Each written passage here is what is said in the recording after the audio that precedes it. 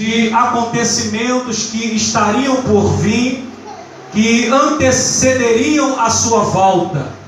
No capítulo 22, no capítulo 23, até chegar ao capítulo 25, Jesus está tratando de assuntos relacionados ao final do tempo, de assuntos relacionados à sua vinda, de sinais que antecederiam a sua volta. No capítulo 25 do texto que nós lemos, Jesus vai narrar uma parábola. E nessa parábola, Jesus vai fazer uma comparação.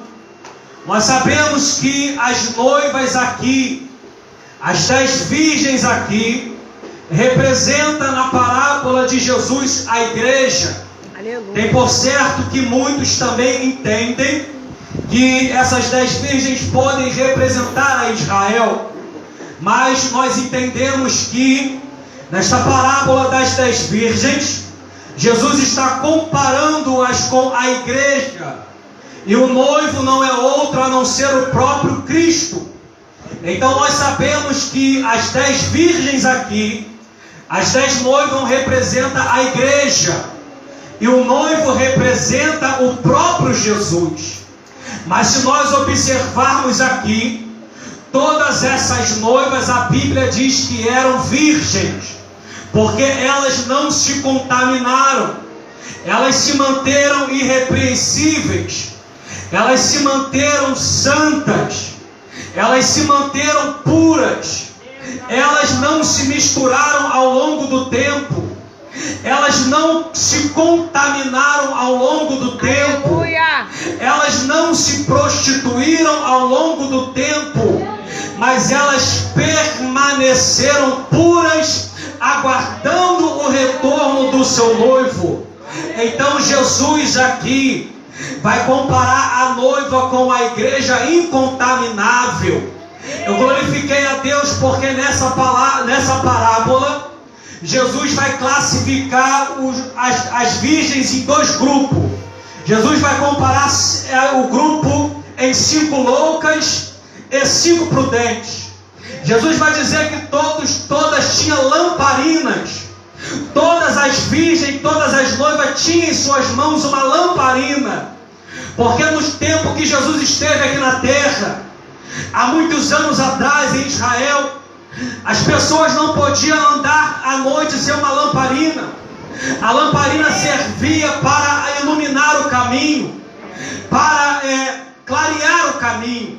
Então em Israel, quando uma pessoa saía à noite na Palestina, pelo deserto, pelas ruas de Israel, a pessoa saía com uma lamparina na mão para poder clarear o seu caminho.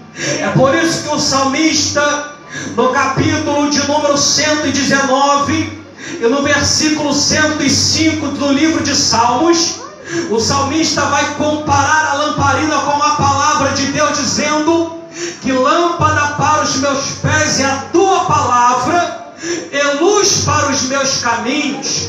Então as lamparinas que essas noivas têm na mão representam a palavra de Deus, visto que todas elas tinham lamparina, todas elas tinham palavra.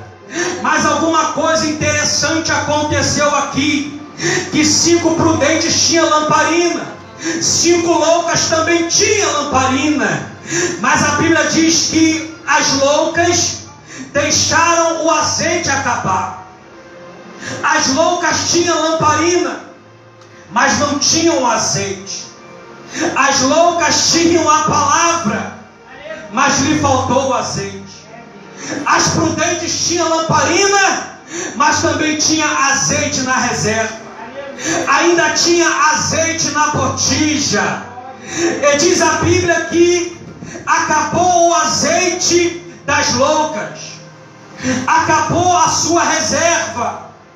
E quando o noivo veio, as loucas não tinham azeite. Porque muitas das vezes é assim. Às vezes você pode ter a palavra, mas nós precisamos ter a virtude do Espírito Santo. Porque o óleo na Bíblia fala da virtude do Espírito Santo. Existem muitas pessoas que podem ter a palavra, mas falta o azeite. E pastor, como nós iremos buscar o azeite? Nós iremos buscar o azeite buscando a presença de Deus. Glória a Deus. Nós iremos buscar a presença de Deus, aleluia, na nossa vida. Você pode glorificar o nome do Senhor nessa noite. As loucas tinham lâmpada, mas não tinha o azeite. Eita Deus. Glória a Deus. O que me chama a atenção aqui, irmãos, é que todas elas dormiram. Elas tinham lâmpada, elas tinham a palavra, algumas delas tinham azeite, mas a Bíblia diz que todas tosquenejaram e todas dormiram. Jesus está falando uma parábola que vai anteceder a sua vinda. As noivas representam a igreja, e todas elas cochilaram e todas elas dormiram. Porque antes da vinda do noivo um sinal vai acontecer na terra.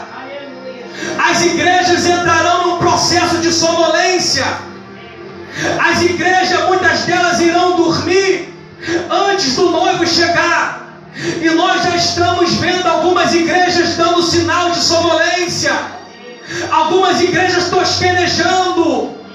Nós já estamos vendo algumas igrejas dormindo na presença de Deus. Paulo escreveu dizendo: desperta, ó tu que dormes. Aleluia. Jesus disse que todas elas dormiram. E o sono na Bíblia, por muitas das vezes, recai sobre uma negativa. A Bíblia diz que algumas pessoas dormiram e alguma coisa ruim aconteceu. Verdade. A Bíblia diz que Ibosete dormiu e ele foi morto pelo seu inimigo. A Bíblia diz que Jonas dormiu no porão de um navio. A Bíblia diz também que quando Jesus chamou os discípulos para orar, os discípulos dormiram. A Bíblia diz que Eutico dormiu e caiu de uma janela, porque o sono representa uma coisa que não muitas das vezes é boa na presença de Deus. Paulo vai dizer que o sono pode representar a morte física. Paulo diz que nem todos dormiremos. Paulo está falando da morte física. Aqui Jesus está tratando da morte, do sono da indolência, de um sono, de uma frieza espiritual que vai recair sobre muitos, e muitos nesse dia já estão dormindo. Pastor, que tipo de sono é esse? É aquele sono que você dorme, que não quer mais orar, que não quer mais fazer a obra. Você está caindo em um tipo de sono espiritual. Existem muitas igrejas que já estão dormindo, que já estão cochilando, mas o que me chama a atenção aqui, que o que despertou a noiva foi o grito de uma pessoa. Aí veio o noivo. O que me chama a atenção aqui, que apareceu à meia-noite esse mensageiro. A Bíblia não fala o nome dele, a Bíblia não diz quem ele é, mas à meia-noite o mensageiro apareceu gritando: aí veio o noivo. O que vai despertar a igreja é o anúncio, é a proclamação da pregação da palavra de Deus. Esse pregador da última hora, ele não apareceu pregando bênção, ele não apareceu pregando chave, ele não apareceu pregando casa, porque o que vai despertar a noiva é a pregação da volta de Jesus Cristo. Aí veio o noivo. À meia-noite esse pregador estava dormindo, estava acordado. À meia-noite esse pregador não estava dormindo. Porque tem muito crente que à meia-noite já está dormindo. Tem muito crente que à meia-noite já não ora mais. Mas a Bíblia diz que meia-noite é um horário peculiar de Deus.